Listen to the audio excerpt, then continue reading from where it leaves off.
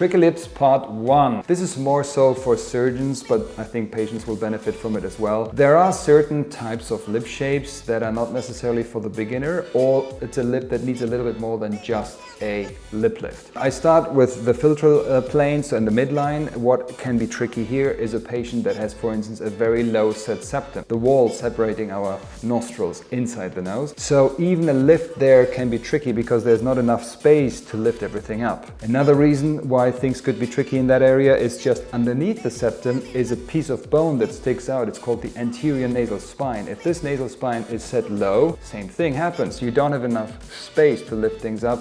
And in some cases, you might even consider taking care of the bone by means of piezo surgery or other ways, just to reduce, to create more space.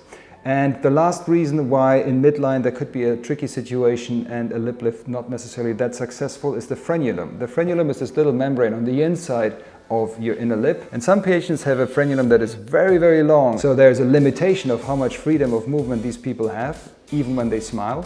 And if you try to lift it, guess what? Everything on the inside is held together, so it's very tricky to lift it efficiently, and these patients would benefit from a frenulectomy, so you cut this little membrane in order to move everything up.